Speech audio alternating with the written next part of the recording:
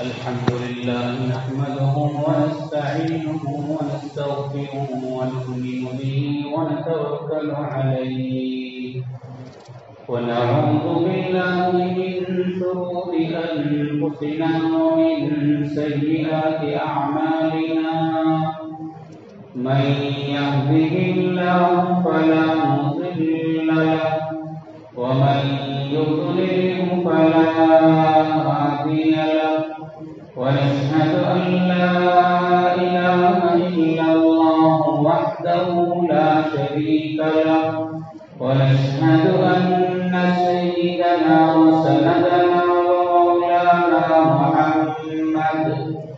ومولانا محمدا عبده ورسوله صلى الله عليه وعلى آله وأصحابه وبارك وسلم تسليما كثيرا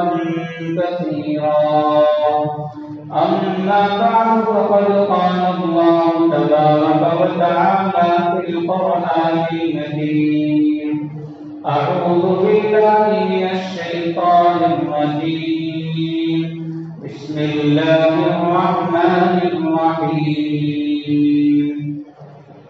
إن المسلمين والمسلمات والمؤمنين والمؤمنات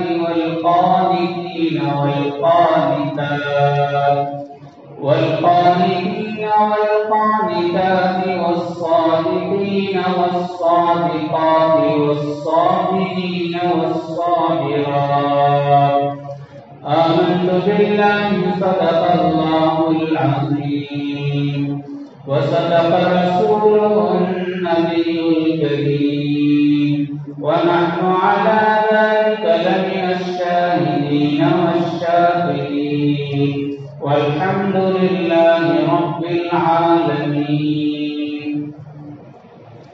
اللهم صل على سيدنا مولانا محمد في أول كلامنا اللهم صل على سيدنا مولانا محمد في أوسط كلامنا اللهم صل على سيدنا مولانا محمد في آخر كلامنا میرے معزز بزرگان دین، عزیز نوجوان بھائیوں،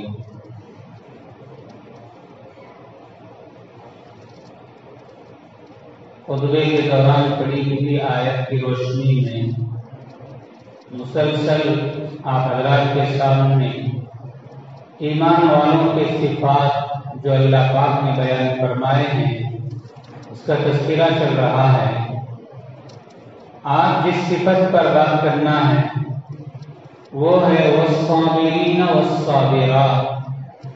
اللہ تبارک و تعالی فرماتے ہیں مومنین کی، نیک بندوں کی ایک صفت یہ ہے کہ وہ صبر کرنے والے ہوتے ہیں۔ صبر کسے کہتے ہیں؟ صبر کا مفہوم اور مطلب کیا ہے؟ صبر کرنے پر اللہ پاک کیا انعام سے نوازتا ہے؟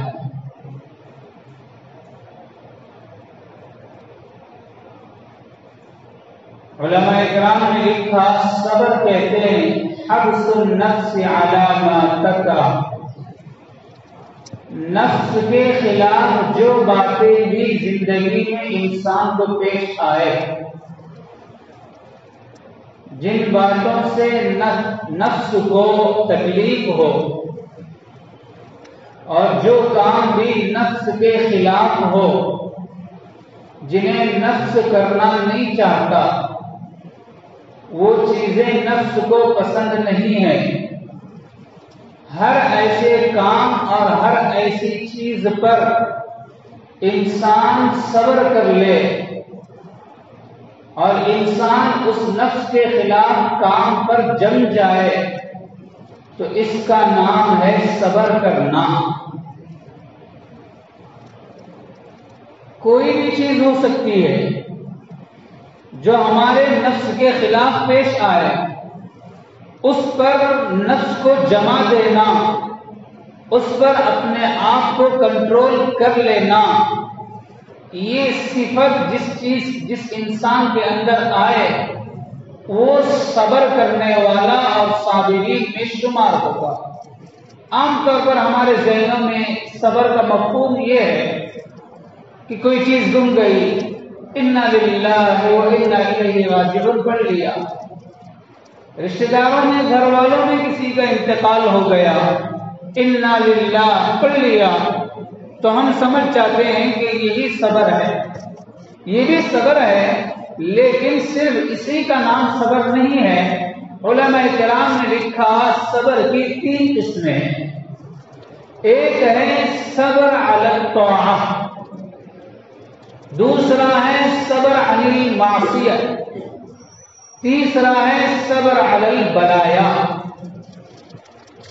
پہلا صبر علی الطاعہ۔ صبر علی الطاعہ کیا ہے؟ نفس کو نیکی کے کاموں پر جمع دینا اور زندگی بھر استقامت کے ساتھ نیکی کے کاموں پر لگ جانا، یہ ہے پہلا صبر علی الطاعہ۔ دنیا کے اندر بہت سے انسان ایسے ہیں کہ جن کا نفس نیکی کی طرف مائل ہی نہیں ہوتا۔ خود ہماری مثال لے لیجیے، شریعت مطہرہ کے احکامات ہیں، جناب رسول اللہ صلی اللہ علیہ وسلم کی بتائی ہوئی سنتیں ہیں، دین کے بہت سارے چھوٹے بڑے کام ہیں۔ وہ کون سا کام ہے دین کا جس میں ہمارا نفس فوراً مائل ہوتا ہے، خوشی سے کرنے کے لیے تیار ہوتا ہے؟ نماز کو لے لیجیے، روزہ لے لیجیے، زکوٰۃ لے لیجیے، صدقہ لے لیجیے، بہت ساری چیزیں ہیں۔ تہجد کی نماز، ذکر کرنا، قرآن کریم کی تلاوت کرنا، بہت سارے نیک کام ہیں جنہیں شریعت مطہرہ نے مسلمانوں کو کرنے کے لیے کہا، لیکن دنیا میں بہت سے ہم میں سے مسلمان ایسے ملیں گے جن کا نفس نیکی کی طرف مائل نہیں ہوتا اور نیک کام کرنے کی طرف راضی نہیں ہوتا۔ علماء فرماتے ہیں جس انسان کا نفس نیکی کی طرف مائل نہیں ہو رہا، جس انسان کا نفس نیکی کرنے کی طرف راضی نہیں ہو رہا، جس کا نفس نیکی کرنے کے لیے تیار نہیں ہو رہا، اس وقت میں وہ انسان اپنے نفس کو نیکی پر جمانا، نیکی کی طرف نفس کو مائل کرنا، نیکی کرنے کے لیے نفس کو تیار کرنا اور اس پر اتر جانا، اس کا نام ہے صبر علی الطاعہ۔ اس لیے کہ جو چیز بھی نفس کے خلاف ہے اس پر جمنے کا نام صبر ہے۔ اب جس انسان کا نفس نیکی پر نہیں جم رہا، جس انسان کا نفس نماز پڑھنے کی طرف راضی نہیں ہو رہا، بہت سے لوگ ہیں جو مسجد آنا نہیں چاہتے، بہت سے لوگ ہیں جو سجدہ کرنا نہیں چاہتے، بہت سے لوگ ہیں جو مسجد کے آس پاس رہتے ہیں لیکن نماز پڑھنے کے لیے ان کا دل مائل نہیں ہوتا، دل مانتا نہیں ہے اور نفس پر نماز بوجھ محسوس ہوتی ہے، جس کی وجہ سے زندگی بھر بے نمازی کی زندگی گزارتے ہیں، نماز چھوڑ کر زندگی گزارتے ہیں۔ تو میرے بھائیوں، ایسے وقت میں جس انسان کا نفس نماز کی طرف راضی نہیں ہو رہا، تہجد کی طرف راضی نہیں ہو رہا، سجدے کرنے کی طرف مائل نہیں ہو رہا، نیکی کے کام کرنے کو تیار نہیں ہو رہا، اس وقت میں اپنے آپ کو اور اپنے نفس کو اس کی طرف مائل کرنا، نفس جس چیز سے بھاگ رہا ہے اسے اس چیز کی طرف لگانا، اس کا نام ہے صبر علی الطاعہ۔ جیسے مثال کے طور پر سردیوں کا موسم چل رہا ہے، سردی کے موسم میں نفس کا تقاضا ہے، نفس کی خواہش ہوتی ہے کہ صبح صبح بڑی ٹھنڈ ہے اور باہر شبنم پڑ رہی ہے، دروازہ گھر کا کھولو، تو جسم ٹھنڈا لگتا ہے، جسم کو ٹھنڈ سے تکلیف ہوتی ہے، نرم نرم بستر ہے، گرم گرم بستر ہے، لہذا نفس کا تقاضا انسان کو ہوتا ہے کہ اس وقت میں نماز چھوڑ دیا جائے، نماز کی طرف دل مائل نہیں ہوتا۔ خاص کر سردیوں کے موسم میں فجر کی نماز کے لیے اٹھنا نفس کو اتنا بوجھ محسوس ہوتا ہے جیسا کوئی پہاڑ اٹھا کے انسان کو کھڑا کر دیا گیا ہو، اس لیے کہ وہ نفس مائل نہیں ہو رہا، بستر چھوڑنا نہیں چاہتا، نیند چھوڑنا نہیں چاہتا، گھر کا دروازہ کھولنا نہیں چاہتا، اپنے نرم لحاظ کو اور اپنے نرم بستر کو اتارنا نہیں چاہتا۔ دل چاہتا ہے، نفس چاہتا ہے کہ اوڑھ کے سو جاؤں، لپٹ کے سو جاؤں، بستروں کے اندر لپٹ جاؤں، گرم گرم نیند اپنی پوری کر لو۔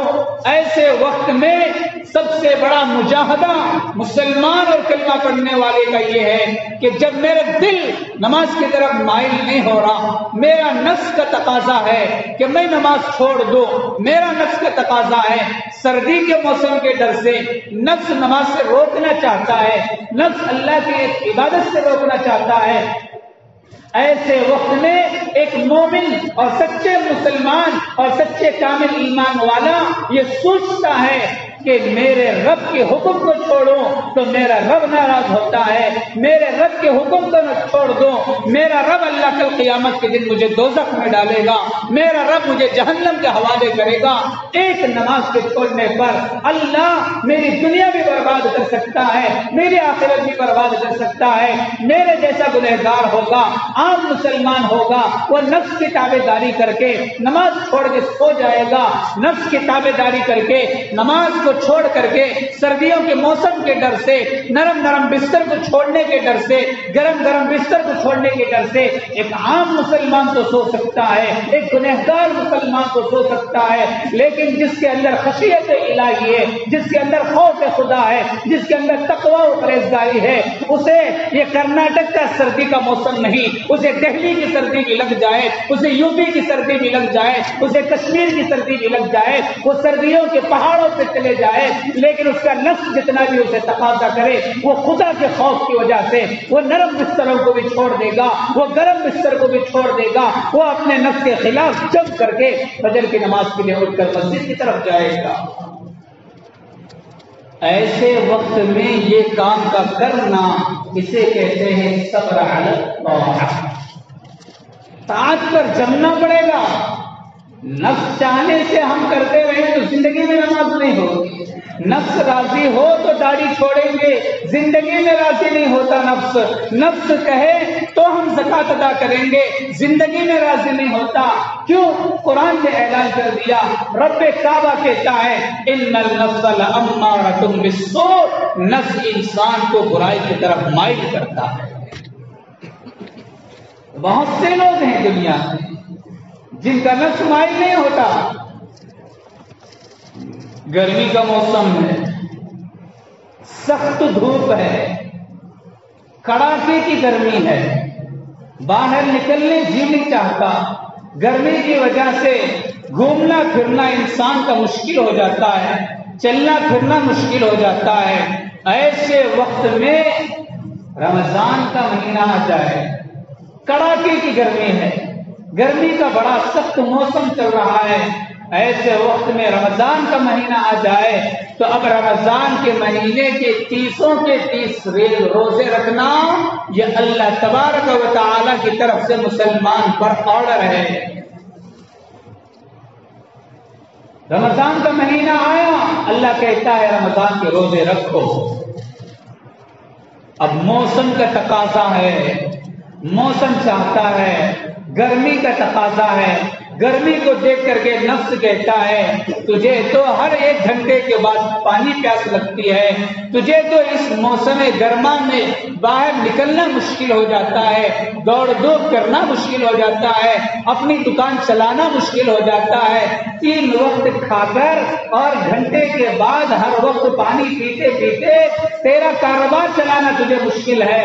اب تو اپنے نفس کو اب تو اللہ کے حکم کو پورا کرنے کے لیے صبح صادق سے غروب آفتاب تک اپنے آپ کو پانی سے دور رکھے گا، اپنے آپ کو بھوک برداشت کرے گا، اپنے آپ کو کھانے سے دور رکھے گا، تو بہت مجاہدہ کرنا پڑتا ہے، بہت زیادہ تکلیف اٹھانا پڑتا ہے، بہت زیادہ تیرے لیے مشقت کا کام ہے، لہذا ضرورت نہیں ہے۔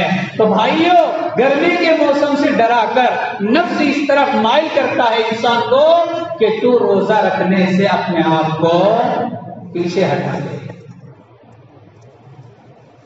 اب ایسے موقع پر بڑی آزمائش ہے، نیک بندے ہیں، مومنین کاملین ہیں، تو وہ کبھی گرمی کے ڈر سے روزہ نہیں چھوڑتے، نفس کے تقاضے کی وجہ سے روزہ نہیں چھوڑتے، نفس کے بولنے کی وجہ سے وہ اللہ کے حکم کو نہیں چھوڑتے۔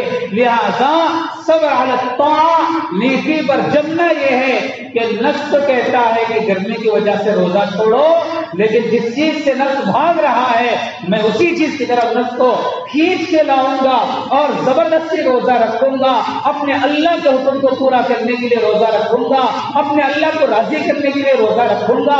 اس روزے پر ثواب ملنے کا میں فضیلت کو اپنے نفس کو بتاؤں گا اور اپنے نفس سے کہوں گا کہ ایک روزے کے رکھنے پر اللہ پاک کیا ثواب دیتا ہے، اور روزہ رکھنے پر اللہ کل قیامت کے دن جنت میں کیا انعامات سے نوازتا ہے۔ وہ مومنین کاملین جو ہوتے ہیں وہ اپنے نفس کو سمجھاتے ہیں اور اپنے نفس کو روزے کی طرف مائل کرتے ہیں اور اس کے اوپر جم کر کے پورے مہینے کے روزے ختم کرتے ہیں۔ تو بھائیوں، بہت سی مثالیں ہیں، میں آپ کو صرف یہ بتانا چاہتا ہوں کہ نفس صبر علی الطاعات کسے کہتے ہیں؟ جس انسان کا نفس نیکیوں کی طرف مائل نہیں ہو رہا، جس انسان کا نفس نیکیوں سے بھاگ رہا ہے، اللہ کے حکم کو پورا کرنے سے بھاگ رہا ہے، نمازوں سے بھاگ رہا ہے، سجدوں سے بھاگ رہا ہے، قرآن کی تلاوت سے بھاگ رہا ہے، ذکر کی تلاوت سے بھاگ رہا ہے، تو اس کا مطلب یہ نہیں ہے کہ ہم جیسے نفس کہتے ہیں ایسی زندگی گزاریں، اسے تو نفس پرستی کہتے ہیں، اسے خدا پرستی نہیں کہتے۔ ہم تو نفس کے غلام ہو گئے، ہم تو نفس کے غلام نہیں ہیں، ہم تو رب کے غلام ہیں، ہم تو اللہ کے غلام ہیں، ہم نے تو اللہ نے پیدا کیا ہے، ہم ایسے چلیں گے دنیا میں جیسے ہمارا اللہ کہتا ہے، ہم وہ کام کریں گے دنیا میں جو میرا رب کہتا ہے۔ میں کیوں نفس کی باتوں پر عمل کروں، میں کیوں نفس کی خواہشات کو پورا کروں، میں کیوں نفس کے تقاضے کو پورا کروں؟ تو مومنین کاملین وہ ہے کہ جن کا نفس اگر عبادت سے روک رہا ہے تو وہ نفس کو عبادت کی طرف کھینچ کر لاتے ہیں اور اس پر جم جاتے ہیں۔ تو بھائیو، آج اگر ہمارے اندر یہ کمی ہے کہ ہم نفس کے تقاضے کی وجہ سے نماز چھوڑ رہے ہیں، سردی کے ڈر سے فجر کی نماز کو غائب کر رہے ہیں، گرمی کے ڈر سے رمضان کے روزے چھوڑ رہے ہیں، مال کے ڈر سے حج سے اپنے آپ کو ابھی تک روک رکھا ہے، اور مال کی محبت کی وجہ سے رمضان میں زکات ادا نہیں کرتا، یہ نفس کی غلامی ہو رہی ہے، یہ نفس کی طرف اپنے آپ کو لگا رہا ہے۔ لہذا صبر علی الطاعہ یہ ہے کہ جن کا نفس طاعت سے بھاگ رہا ہے ان نفسوں کو طاعت کی طرف کھینچ کر لانا پڑے گا اور اس پر جمانے کی کوشش کرنا پڑے گا۔ اس کے لیے ذرا مجاہدہ ہوگا۔ عام سی مثال لے لو، عام سی مثال لے لو، یہ سردیوں کے موسم میں فجر کی نماز بہت بوجھ ہے، لیکن کرنا ہے نا، یہ میرا اللہ کا حکم ہے نا۔ کب تک نفس کی غلامی کرتے رہیں گے، کب تک نرم بستروں پہ سوتے رہیں گے، کب تک گرم گرم کمروں میں بند رہیں گے؟ کیا اللہ کو ناراض کر کے زندگی گزارنا ہمیں پسند ہے؟ کیا جنت کے راستے کو چھوڑ کر جہنم کی طرف جانا پسند ہے؟ جب پسند نہیں ہے تو جمنا پڑے گا۔ اس جمنے کے لیے دل کو مضبوط کرنا پڑے گا، اس پر جمنے کے لیے، اس پر عمل کرنے کے لیے ذرا سی مشقت اٹھانی پڑے گی، ذرا سی کڑواہٹ پینا پڑے گا۔ تو بھائیو، یہ ہے صبر علی الطاعہ کہ ہمارا نفس نیکی کی طرف مائل نہیں ہوتا، ہمیں نیکی کی طرف پھر بھی جمنا ہے۔ دوسرا ہے صبر عن المعصیت۔ صبر عن المعصیت یہ ہے کہ بہت سے لوگ ہیں دنیا میں جن کا نفس ہمیشہ گناہوں کی طرف جاتا ہے، ہمیشہ گناہوں کی طرف بھاگتا ہے، فلاں گناہ کروں فلاں گناہ کروں، گانے سننے کے لیے جی چاہتا ہے، اور شراب پینے کے لیے جی چاہتا ہے، جوا کھیلنے کے لیے جی چاہتا ہے، فلمیں دیکھنے کے لیے جی چاہتا ہے، گندی گندی چیزیں دیکھنے کے لیے دل چاہتا ہے، اور گندے گندے کام کرنے کے لیے دل چاہتا ہے، جھوٹ بولنے کی طرف دل مائل ہوتا ہے، شراب کباب اور جوا اور اسی طرح چوری، ڈاکہ زنی، زنا، بدکاری جیسے بے حیائی کے آپ ہزاروں کے گناہ ہیں دنیا کے اندر، جس کی طرف بہت سے انسانوں کا دل مائل ہوتا ہے اور اس کو کرنے کی طرف دل جی چاہتا ہے۔ تو میرے بھائیوں، صبر عن المعصیت یہ ہے کہ جس کا دل گناہوں کی طرف جا رہا ہے اور گناہ چھوڑنے کے لیے دل پسند نہیں کرتا، گناہ چھوڑنا اس کے دل کو پسند نہیں ہے، اس کا نفس گناہ چھوڑنے پر راضی نہیں ہے، جسے گناہوں کی لت لگ جاتی ہے۔ بھائیوں، یہ گناہوں کی لت کا چھڑانا بہت بڑا مجاہدے کا کام ہے۔ اسے صوفیہ جانتے ہیں، اسے مشائخ جانتے ہیں، اسے اولیاء اللہ جانتے ہیں۔ اللہ کا حکم ہے اپنی نظر کو غلط جگہ سے بچاؤ، لیکن دل نہیں چاہتا، دل مائل نہیں ہوتا۔ ہمیشہ دل یہی کہتا ہے کہ ذرا ایک جگہ اٹھا کے دیکھ لے۔ شادی کی محفل میں چلا گیا، کسی اور بازاروں کی محفل میں چلا گیا، چاروں طرف پوسٹر لگے ہوئے ہیں، غیر محرم سامنے سے گھوم رہے ہیں، عورتیں بے نقاب ہو کر کے بازاروں میں نکل آئی ہے۔ اب دل چاہتا ہے ایک نظر دیکھ لو، دل چاہتا ہے ایک فلم دیکھ لو، دل چاہتا ہے ایک گانا سن لو، دل چاہتا ہے ایک بدکاری کر لو، دل چاہتا ہے ایک جھوٹ بول لو، دل چاہتا ہے ایک بار ڈاکہ ڈال لو۔ جس کا نفس مائل ہوتا ہے، خاص کر جسے شراب کی عادت ہے، جسے بدکاری کی عادت ہے، جسے جوا کھیلنے کی عادت ہے۔ جوا صرف اسپیٹ کھیلنے کا نام نہیں ہے، جوا کوئی بھی ایسا کام ہے جس پر شرط لگا کر کے دونوں طرف کے لوگ راضی ہو جائیں۔ جیسے مثال کے طور پر بہت سے نوجوان ہیں، جب ایک سال میں ایک مرتبہ کرکٹ کھلایا جاتا ہے آئی پی ایل کے نام سے، یہ آئی پی ایل جب شروع ہوتا ہے، کان کھول کر کے سن لے، ایک میچ پر کروڑوں روپے انسان برباد کرتا ہے، دونوں طرف سے شرطہ شرطی رکھی جاتی ہے۔ ایسے چیزوں کا نام جوا ہے۔ اس کا کھانا حرام ہے، اس کا کھلانا حرام ہے، اس کا کمانا حرام ہے، ایسا کام کا کرنا حرام ہے۔ بھائیوں، ایک طرف نماز بھی ہو رہی ہے اور دوسری طرف آئی پی ایل پر شرطوں پر اپنے پیسے بھی کمانے کا دھندا بنا رکھا ہے۔ تو یہ جوا، یہ شراب کی عادت اور یہ بدکاری کی عادت، جو بھی گناہ ہے، اگر ہمارے اندر وہ عادت ہے تو اس کا چھوڑنا تو بہت مشکل ہے۔ اتنا آسانی سے نفس گناہوں کو چھوڑنا نہیں چاہتا، اس لیے کہ جسے کسی چیز کی لت لگ جاتی ہے، اب اسی میں اسے مزہ نظر آتا ہے۔ ہم نے اپنے نفس کو گناہوں کا مزہ چکھا دیا ہے، ہم نے اپنے نفس کو گناہوں کا مزہ لگا دیا ہے۔ اب نفس اسی وقت پیٹ بھرتا ہے نفس کا جب تک کوئی گناہ نہ کر لے۔ گناہ کر لیا، پیٹ بھر گیا، اب پیٹ بھرنے کے بعد 2 گھنٹے کے بعد پھر بھوک لگتی ہے، پھر پیٹ چاہتا ہے کہ کھانا دو۔ جیسے پیٹ کھانے کے طلبگار ہے، اسی طرح نفس ہمارا گناہوں کے طلبگار ہے۔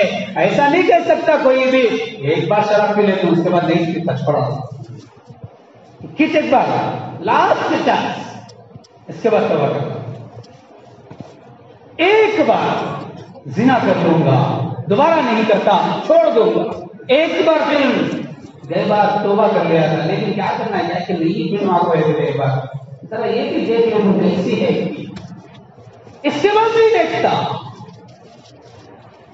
اس طرح ارادے کرتے کرتے کرتے زندگی پوری کی پوری گناہوں میں گزر جاتی ہے، کبھی توبہ کی توفیق نصیب نہیں ہوتی، اس لیے کہ نفس ہے وہ چھوڑنا نہیں چاہتا۔ معمولی بھائیوں، جسے سگریٹ نوشی کی عادت ہے، جسے بیڑی سگریٹ پینے کی عادت ہے، اب ایسے لوگوں کو دیکھ لو، وہ اتنے دیوانے بیڑی سگریٹ کے، اتنے دیوانے کہ اگر انہیں 4 گھنٹے بیڑی سگریٹ سے دور رکھ کر کسی جگہ بند کر دو اور 4 گھنٹے کے بعد ان کا دروازہ کھول کر کے باہر بھیجو، وہ جا کر کے باہر نہ کولڈ ڈرنکس پیئیں گے، نہ وہ بریانی کھائیں گے، نہ گلاب جامن کھائیں گے، نہ کوئی میٹھی چیز کھائیں گے، نہ کوئی ٹھنڈی چیز پیئیں گے، نہ وہ کوئی شربت پیئیں گے۔ ان کو جیسے ہی چھٹی کرو وہ سیدھے جاتا ہے اور کہتا ہے ایک سگریٹ دے دو نا۔ پہلے دم مارتا ہوں، ایک مار لیا تو جسم پورا کا پورا ریفریش ہو جاتا، پھر اس کے بعد آپ جو کام بولو کرنے کے لیے تیار ہیں۔ کھانے کی ضرورت نہیں ہے، جسے عادت ہے وہ اچھی طرح تجربہ رہے گا ان کو کہ چند گھنٹے بھی وہ برداشت نہیں کرتے، ہمیشہ دل اسی طرف کھینچتا ہے کب میں یہ کام سے فارغ ہو جاؤں، کب باہر نکلوں۔ جو آفیسر لوگ ہیں جو آفسوں میں رہتے ہیں وہ بیٹھے بیٹھے کام کرتے رہتے ہیں، اگر ان کو اس کی عادت ہے دم مارنے کی تو وہ ہر 1-2 گھنٹے کے بعد ان کا مائنڈ خود بخود اس کی طرف مائل ہو جاتا ہے، کھینچتا ہے تو وہ اٹھ کر چلے جاتے ہیں، باہر جاتے کام ہی جاتے نہیں سکتے۔ جماعت میں آ گئے ایسا عادت والا، تعلیم چل رہی ہے، امیر صاحب زوردار فضائل بیان کر رہے ہیں، نماز کے زوردار فضائل بیان کر رہے ہیں، دین کے کاموں کے گشت کے آداب بتائے جا رہے ہیں، فلاں دین کے کام کے ترغیبی باتیں چل رہی ہے۔ اب 1 گھنٹہ سنیا، 2 گھنٹہ سنیا، یہ مولوی صاحب بات ختم کرنے سے تیار نہیں، امیر صاحب اور 1 گھنٹہ دیکھتا اور 1 گھنٹہ دیکھتا، پورا دماغ اس کا وہی ہے اور نظر پوری گھڑی کے اوپر ہے۔ 1 گھنٹہ برداشت کرے گا اور 1 گھنٹہ برداشت کرے گا، اب بھی دیکھے گا 1 گھنٹے سے پہلے ختم نہیں ہوتا تو امیر صاحب کو چپکے سے اشارہ کرے گا، امیر صاحب 1 نمبر آ رہا ہے، وہ 1 نمبر بھی نہیں، 0 بھی نہیں، اسے لگ رہا ہے دم کی بیماری کا نشہ۔ اب وہ باہر بھاگتا جائے گا، فوراً 1 دم مار کے آیا، فریش ہو گیا۔ اس حالت میں تم کتنے بھی فضائل بیان کر لو جنت کے، میموری میں جا رہا نہیں۔ تو بھائیو یہ عادتیں ہوتی ہے، میں تو بیڑی سگریٹ کی عادتیں بتا رہا ہوں، شراب کے عادی ایسے کتنے لوگ نہیں ہیں ہمارے معاشرے میں، بدکاری کے عادی کتنے لوگ نہیں ہیں ہمارے معاشرے میں، اور فلمیں دیکھنے کے عادی کتنے لوگ نہیں ہیں ہمارے معاشرے میں، گانے سننے کے عادی کتنے لوگ نہیں ہیں ہمارے معاشرے میں، گندی تصویریں دیکھنے کے عادی کتنے لوگ نہیں ہیں ہمارے معاشرے میں، کتنوں کے اندر یہ بیماریاں نہیں ہیں، غیر محرم نکل رہے ہیں اور بازاروں میں بے نقاب ہو کر کے گھوم رہے ہیں، ان کو دیکھتے رہنے کی عادتیں کتنے نوجوانوں کو نہیں ہے کسی نہ کسی کے اندر کوئی نہ کوئی عادت ہے، اگر نہیں ہے تو وقت کا ولی ہے، اگر ہے تو کیا کرنا، صبر عن المعصیہ۔ علماء کہتے ہیں کہ جس معصیت کی عادت پڑی ہے اور اسے چھوڑنے دل نہیں چاہتا تو ایسی عادت کو چھڑانے کے لیے اپنے آپ کو جمانا، گھر سے باہر نکلا، دل چاہتا ہے کہ نظر اٹھا کے دیکھ لو، لیکن اللہ کا حکم ہے اپنی نفس اپنی نگاہوں کو نیچے رکھ کے چلو۔ اب اللہ کے حکم کو سامنے لا کر کے مومن کامل سوچتا ہے کہ یہ گناہ ہے، اس سے میرے اللہ ناراض ہوتے ہیں، لہذا اپنی نگاہوں کو جھکا لوں گا۔ کسی کا دل چاہتا ہے شراب پی لو، نہیں میں شراب نہیں پیتا، شراب کی عادت چھوڑ دیتا ہوں۔ تو بھائیو جو بھی عادتیں ہیں اس کو چھڑانے کے لیے دل تو مائل نہیں ہوتا، لیکن اپنے آپ کو اس کی طرف مائل کرنا پڑے گا، اور گناہوں کی عادت کو چھڑانے کے لیے اب مجاہدہ کرنا پڑے گا، اس کی طرف قدم بڑھانا پڑے گا، اس کے لیے محنتیں کرنا پڑے گا، اس کے لیے مجاہدہ کرنا پڑے گا۔ اگر اس طرح کرتے کرتے کرتے کرتے شراب والا شراب کو چھوڑ دے گا، چاہے لاکھ جتنا دل بولے کہ شراب پی لے، لیکن میں نہیں پیتا، میرے اللہ کا حکم ہے شراب نہ پیو، میں تمہیں جنت کی ایسی شراب پلاؤں گا جس پر مہر لگی ہوگی، اور وہ شراب دنیا کی شراب کی طرح نہیں۔ دنیا میں شراب پی لیا، نہ بہن کی تمیز ہے، نہ ماں کی تمیز ہے، نہ چھوٹے کی تمیز ہے، نہ بڑے کی تمیز ہے، نہ صحیح کی تمیز ہے، نہ غلط کی تمیز ہے، نہ انسان ہے نہ جانور ہے، اسے کچھ کہہ سکتے نہیں، وہ کچھ بھی ہو سکتا ہے، اس لیے کہ دنیا کی شراب ایک نشے کی چیز ہے جس کے پینے کے بعد انسان نہیں رہتا بلکہ وہ درندہ بن جاتا ہے، وہ جانوروں کی صفت اس کے اندر آ جاتی ہے، وہ ایک بندر کی شکل اختیار کر لیتا ہے، وہ ناچتا کودتا رہتا ہے، اسے صحیح غلط کی تمیز نہیں رہتی، اسے ماں بہن کے اندر فرق نہیں رہتا، اسے سچ اور جھوٹ میں فرق نہیں رہتا،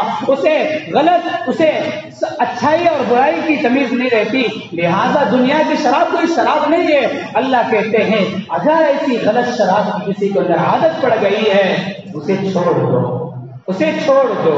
اگر اس چھوڑنے پر دل کو تکلیف ہو رہی ہے، نفس راضی نہیں ہو رہا، پھر بھی صبر کرو، اس کا نام صبر عن المعصیت ہے۔ دل کو جمانے کی کوشش کرو۔ ایک آدمی شراب چھوڑ دیا، کسی نے سمجھایا، کسی نے اسے بتایا شراب پینا گناہ ہے، چھوڑ دیا۔ چند دن گزرے، 1 مہینہ گزرا، 2 مہینے گزرے، کسی کو شراب پیتا ہوا راستے میں دیکھ لیا۔ اب گناہ کی عادت ایک ایسی چیز ہے، اس کو چھوڑ دیا تو بھی اس کی تھوڑی ہی تھوڑی مزہ اور اس کا تھوڑا نہ تھوڑا چسکا اور شوق دل کے کسی نہ کسی کونے میں رہتا ہے۔ مدت گزر جائے، اگر نگاہ پڑ گئی کسی کو پیتا ہوا دیکھ لیا، پھر مائل ہوتا ہے کہ پی لوں، ایک بار ایک چسکا لے لوں، ایک گھونٹ اندر اتار دوں۔ اگر اس وقت میں دل مائل ہوا اور وہ بندہ اللہ کے حکم کو سامنے رکھ کر کے اپنے دل کو جماتا ہے، اپنے نفس کو کنٹرول میں لے کر آتا ہے، فوراً اللہ کے حکم کو سامنے لاتا ہے، اللہ کے حکم کا استحضار کرتا ہے اور آخرت کا خوف دل میں لاتا ہے اور اللہ کا ڈر دل میں لاتا ہے، شراب پینے پر اللہ کی جو وعیدیں ہیں ان وعیدوں کو یاد کرتا ہے اور پھر اپنے نفس کو کنٹرول کرتا ہوا شراب پینے سے رک جاتا ہے، اس کا نام صابرین میں لکھا جاتا ہے۔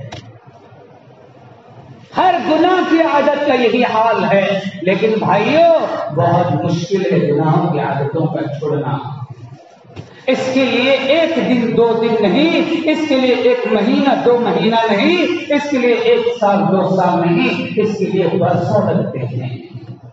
اس کے لیے ٹریننگ لینا پڑتا ہے، اس کے لیے مجاہدے پر مجاہدہ کرنا پڑتا ہے، اس کے لیے بہت بڑی بڑی کڑوی کڑوی گھونٹ پینا پڑتا ہے، تب جا کر کے تھوڑا نفس ہماری طرف کنٹرول میں آتا ہے۔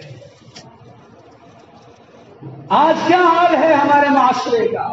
ہمارے اندر کتنی غلط عادتیں ہیں، کتنے گناہوں کی عادتیں ہیں، بدنگاہی کی عادت ہے، جھوٹ بولنے کی عادت ہے، بدکاری کی عادت ہے، فلمیں دیکھنے کی عادت ہے، گانے سننے کی عادت ہے۔ یہ ساری عادتوں کو چھڑانے کا یہی ایک راستہ ہے کہ اس کو یہ نفس کو مائل کرنا پڑے گا اور گناہوں سے ہٹانا پڑے گا اور گناہوں سے ہٹا کر اس کو اپنے کنٹرول میں لا کر کے گناہ چھوڑنا پڑے گا۔ اگر اس طرح کرتے کرتے کوئی گناہ چھوڑتا ہے یہ بھی صبر کرنے والوں میں لکھا جاتا ہے۔ 2 قسمیں ہوئی، صبر علی الطاعہ، نیکی کے کاموں پر نفس کو جمانا، دوسرا صبر عن المعصیت، معصیت سے ہٹا کر اپنے نفس کو اپنے کنٹرول میں لانا۔ یہ 2 چیزیں، یہ صبر کی 2 قسمیں ہیں۔ علماء لکھتے ہیں صبر کی ایک آخری قسم ہے، وہ ہے صبر علی البلایا، جو عام طور پر ہمارے درمیان مشہور ہے۔ وہ کیا ہے؟ کوئی بھی مصیبت آ جائے انسان پر، اس مصیبت پر اپنے آپ کو صبر کرنا اور اپنے نفس کو کنٹرول میں لانا، یہ ہے صبر۔ میرا محبوب بیٹا ہے، میرا لاڈلا بیٹا ہے، میرا چہیتا بیٹا ہے، میرا باپ ہے، میری ماں ہے، میرے رشتہ دار ہیں، میرا کنبا ہے، میرا بھائی ہے، میری بہن ہے، جسے میں دل سے چاہتا ہوں، دل سے محبت کرتا ہوں، اچانک انتقال ہو گیا۔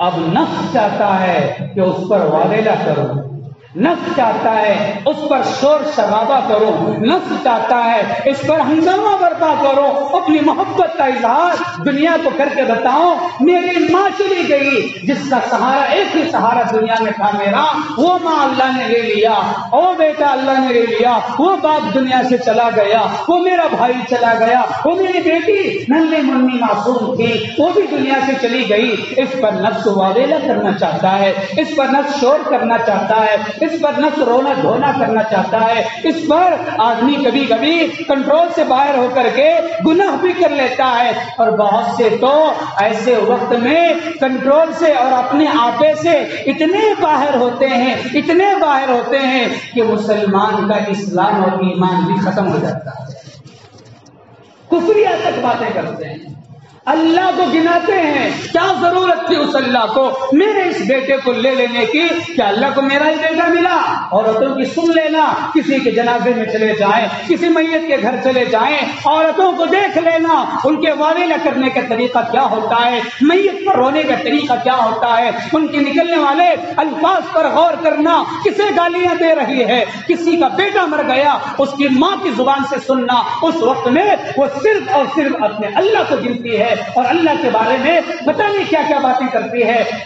پورے دنیا کے اندر میرا بیٹا ملنا تھا کیا، اور 4 دن چھوڑ دیا تو اللہ کو کیا ہو جاتا تھا، میرا بیٹا پسند آیا، فلاں فلاں فلاں فلاں۔ بھائی علماء نے لکھا شکوہ شکایت خدا کے بارے میں الفاظ سے نکالنا ایمان خطرے میں آ کر رہ جاتا ہے۔ لہذا بھائیو شریعت یہ کہتی ہے صحیح ہے مصیبت آ گئی ہے، صحیح ہے تمہارا چہیتا تمہارے ہاتھ سے نکل گیا ہے، صحیح بات ہے تمہارا مال چوری ہو گیا ہے، صحیح بات ہے تمہارے رشتہ دار کا انتقال ہو گیا، لیکن شریعت کہتی ہے ایسے وقت میں ہمیں کیا کرنا چاہیے، کیا کرنا چاہیے؟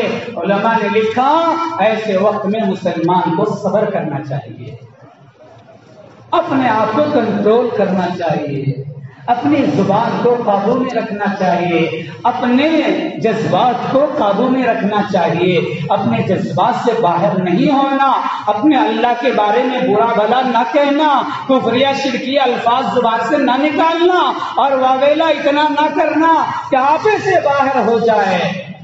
لہذا صبر کرو۔ مال چوری ہو گیا کسی کا لاکھوں روپے کا، کسی کا انتقال ہو گیا، مومن کامل وہ ہے جو ایسے وقت میں صبر کرتے ہوئے انا للہ و انا الیہ راجعون پڑھتا ہے۔ یہ کلمہ، یہ قرآن کی آیت کا ٹکڑا جو ہمارے مصیبتوں کے وقت میں بیماری کی مصیبت آ گئی، پریشانی کی مصیبت آ گئی، قرض کی مصیبت آ گئی، چیزیں گم ہو گئی، کوئی چوری ہو گئی، کوئی گھوٹالہ ہو گیا، کسی کا انتقال ہو گیا، کوئی بھی طرح کی مصیبت کیوں نہ ہو، بڑی بڑی بیماریاں کسی کو لگ جاتی ہے، بیچاروں کی زندگیاں بیماری میں گھٹ جاتی ہے، ہاسپٹلوں کے حوالے ہو جاتے ہیں، بیڈ کے ہو کے رہ جاتے ہیں۔ اب اچھا خاصا آدمی تھا، چلتا پھرتا رہتا تھا، اچھا کمانے والا تھا، بیماری اللہ نے دے دیا، اب وہ بیٹھ کا ہو کے رہ گیا۔ اب بیماری کے وقت میں زبان سے اللہ کو نہ گنو کہ آدھی مصیبت پڑھنا وہ چکر یہ چکنگ وہ چکنگ خالی چک کرتے کرتے کرتے کرتے کرتے کرتے زندگی گھٹ گئی نہیں۔ کب اللہ اچھے دن دکھاتا کہ معلوم تھی، جب اچھے دن دکھایا تھا تب اللہ یاد نہیں آیا، اب جب ذرا مزہ چکا رہا ہے اب کہتا ہے کب اللہ اچھے دن دکھاتا کہ بھائی ہو دنیا میں کل اچھے دن دیکھا نہیں، دنیا میں اچھا دن دیکھا نہیں، ایسی مصیبت کی میری زندگی ہے، بیماری کی حالت میں ہے۔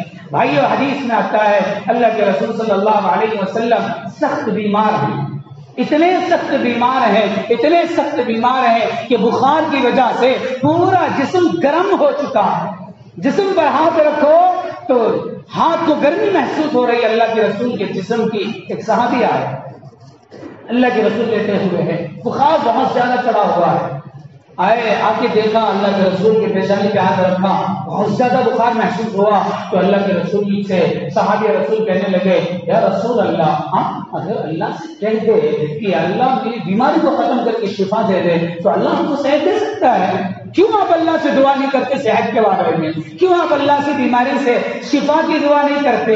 اللہ کے رسول نے فرمایا کہ دنیا میں سب سے بڑی زیادہ مصیبت اور تکلیف اللہ انبیاء کو ہی دیتا ہے۔ صبر کر رہا ہوں، چاہتا تو دعا کر لوں گا، اور اس میں کوئی شک نہیں کہ نبی کی دعا کے لیے ہاتھ اٹھے اور اللہ خالی کر دے، لیکن صبر ہے۔ کیوں؟ اس پر ملنے والے اجر وہ قیامت کے دن پتہ چلے گا کہ اللہ اس پر کیا اجر دے رہا تھا۔ صحابی نے پوچھا یا رسول اللہ انبیاء کو سب سے زیادہ تکلیف ملی؟ ہاں۔ پھر پوچھا کس کو تکلیف ملتی ہے انبیاء کے بعد؟ اللہ کے نبی نے فرمایا علماء کو۔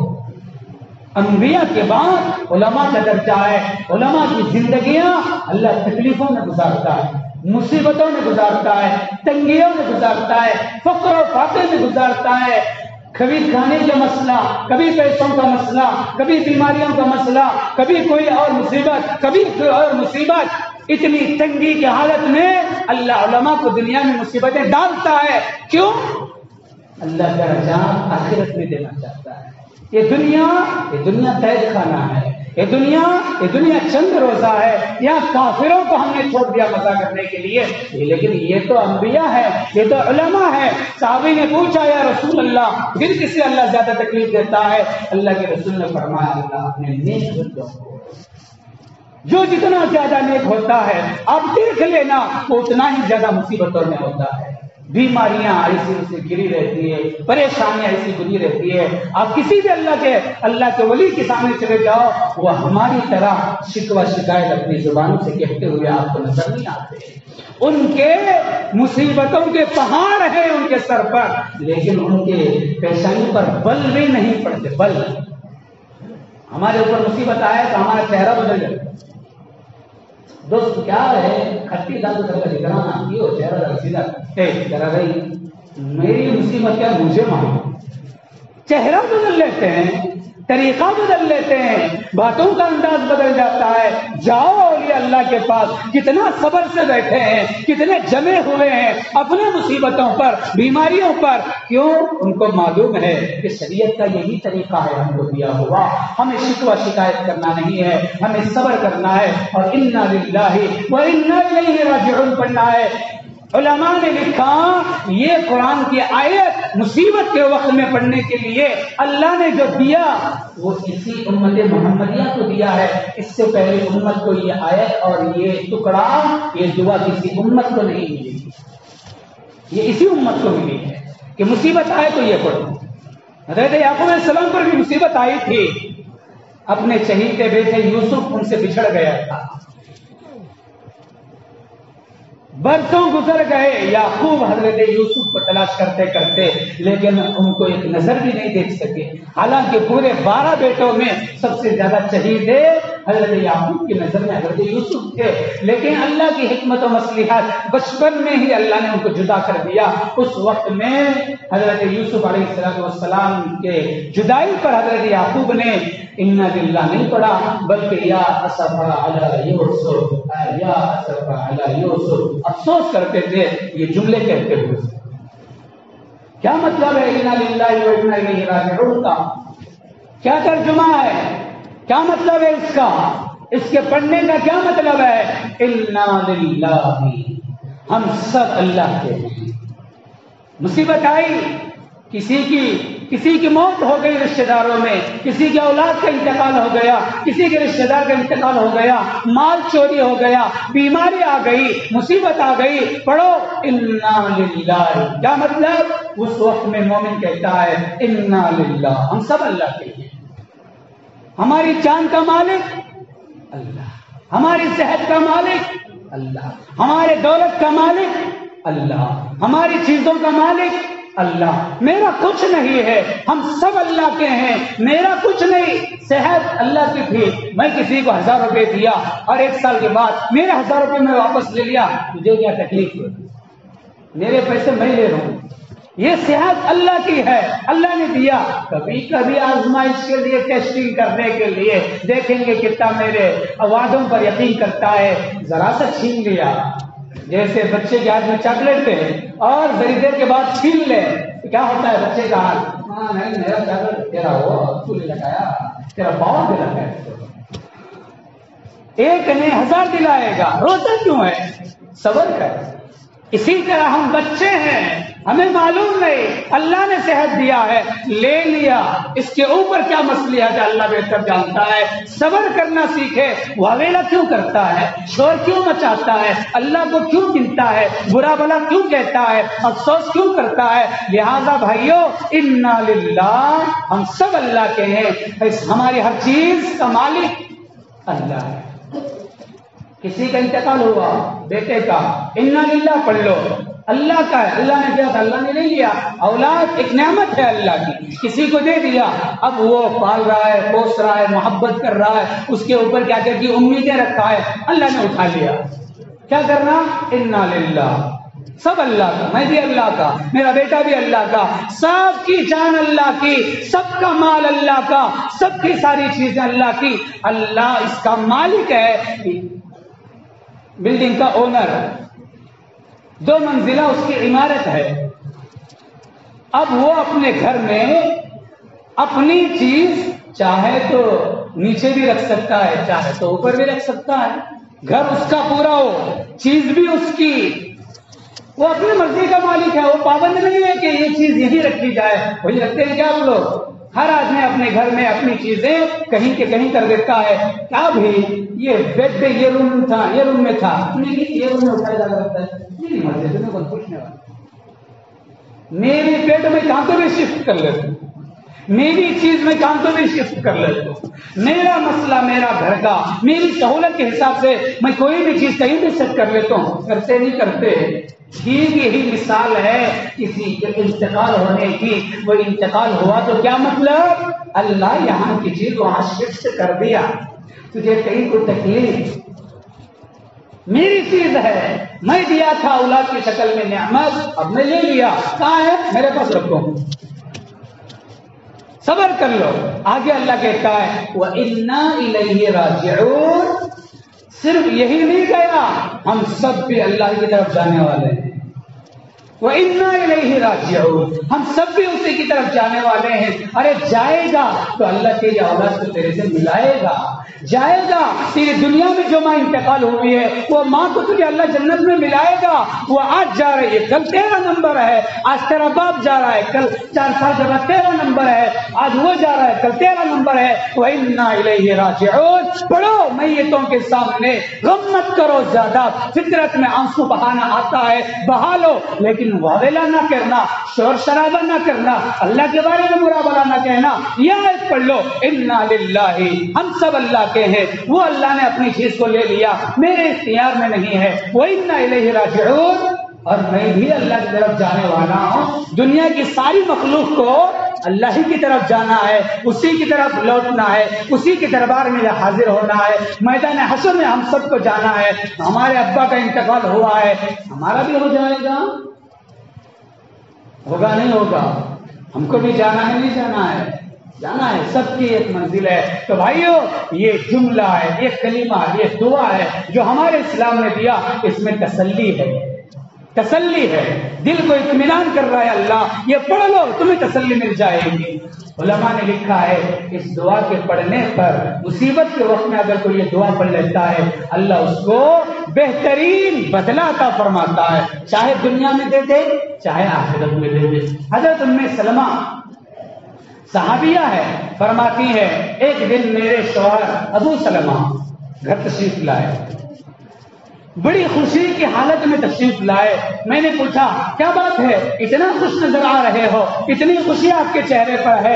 ابو سلمہ کہنے لگے, حضرت ام سلمہ کے شوہر کہنے لگے, میں آج اللہ کے رسول صلی اللہ علیہ وسلم کی طرف سے ایک ایسی حدیث سن کر آیا ہوں کہ اس حدیث کو سن کر کے مجھے بڑی خوشی ہو رہی ہے, مجھے بڑی خوشی ہو رہی ہے. ام سلمہ نے پوچھا کہ اتنا خوش ہو رہی طرح بولو, کیا تو ہے وہ حدیث. حضرت ابو سلمہ نے وہ حدیث سنائی اور کہا میں نے آج اللہ کے رسول صلی اللہ علیہ وسلم سے یہ سن کر آیا کہ اللہ کے رسول نے فرمایا کسی پر کوئی بھی مصیبت آ جائے, اگر وہ اس مصیبت کے وقت میں انا للہ و انا الیہ راجعون پڑھ لے اور آگے یہ دعا پڑھ لے, اللہم آجرنی فی مصیبتی واخلف لی فی,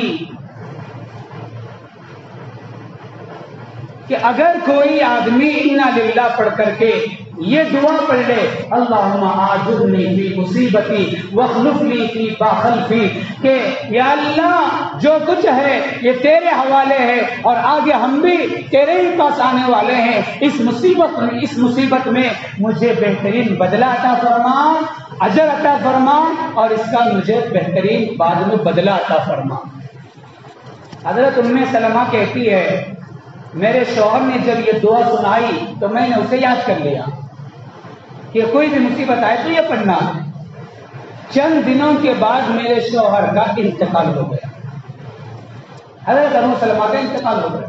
ام سلمہ کو وہ دعا یاد تھی، اللہ کے رسول کی حدیث یاد تھی کہ کسی پر کوئی مصیبت آئے وہ انا للہ پڑھے اور آگے کی وہ دعا پڑھ لے تو اس پر اللہ اجر بھی دے گا اور اس کا بہترین بدلہ، خالی بدلہ نہیں بہترین بدلہ دے گا۔ حضرت ام سلمہ نے اپنے شوہر کے انتقال پر وہ دعا پڑھ لی۔ نبی کی بات جھوٹی نہیں ہو سکتی، پڑھ لی، انتقال ہوا۔ ام سلمہ عدت میں بیٹھی، 4 مہینے 10 دن عدت گزر گئی۔ جیسے ہی عدت کے ایام پورے ہوئے، شوہر کے انتقال کے بعد عورت کو 4 مہینے 10 دن عدت میں بیٹھنا ہے۔ ان ایام میں نہ اچھے کپڑے پہن سکتی ہے، نہ زیورات ڈال کر کے باہر گھوم سکتی ہے، نہ پروگراموں میں جا سکتی ہے، نہ کسی اور جگہ بے ضرورت جا سکتی ہے۔ اور اپنے شوہر کے غم منانے کے لیے شریعت نے اسے سوگ منانے کے لیے عدت متعین کیا ہے۔ ام سلمہ نے اپنے شوہر کے انتقال پر عدت گزارنے لگی۔ 4 مہینے 10 دن کی عدت پوری ہوئی، 11ویں دن اللہ کے رسول صلی اللہ علیہ وسلم ام سلمہ کے گھر تشریف لائے اور ام سلمہ کے گھر میں آواز دی، اندر سے پوچھا کون ہے؟ اللہ کے رسول نے کہا میں محمد۔ حضرت ام سلمہ حیران ہو گئی، کیا بات ہے؟ اللہ کے رسول نے فرمایا میری طرف سے آپ کے لیے نکاح کا پیغام بھیجتا ہوں، اگر آپ راضی ہیں تو میں آپ سے نکاح کرنے کے لیے تیار ہوں۔ سوچ کے دیکھو کہ کیا عالم ہوا۔ ارے ام سلمہ کی تو ہوش اڑ گئے کہ امام الانبیاء وہ بھی میرے شوہر بننے کے لیے تیار، دل ٹھکانے نہیں رہا۔ حضرت ام سلمہ نے اللہ کے رسول صلی اللہ علیہ وسلم سے یہ کہا کہ یا رسول اللہ، آپ کے نکاح کے پیغام کو سن کر میں تو ہوش اڑا دیا، لیکن چند باتیں ہیں وہ پہلے ہی آپ کے سامنے عرض کرنا چاہتا ہوں، آپ منظور ہیں تو قدم آگے بڑھائیں گے؟ اللہ کے رسول نے پوچھا کیا ہے؟ ام سلمہ کہنے لگی ذرا میں غیرت مند عورت ہوں، آپ نبی ہیں، آپ کے نکاح میں آ جاؤں، میں آپ کی بیوی بن جاؤں گی، غیرت والی عورت ہوں، کبھی ایسی حرکتیں ہو جائیں میرے سے جو آپ کو پسند نہ ہو تو پھر آپ میری وجہ سے ناراض ہو جائیں گے، اور نبی کو ناراض کرے تو اللہ نہیں چھوڑتا، تو خاموخواہ میں کل قیامت کے دن عذاب کو مول لینے والے ہو جاؤں گی، لہٰذا آپ سوچ کر کے بتائیے۔ اللہ کے نبی نے فوراً دعا کیا یا اللہ ام سلمہ کے اندر یہ بے جا یعنی غیر ضروری غیرت کو ختم کر دے۔ اللہ نے ختم کر دیا۔ ام سلمہ نے دوسری بات کہی یا رسول اللہ میری اولاد ہے، کیا کروں؟ اللہ کے نبی نے فرمایا آج کے بعد تیری اولاد میری اولاد ہے۔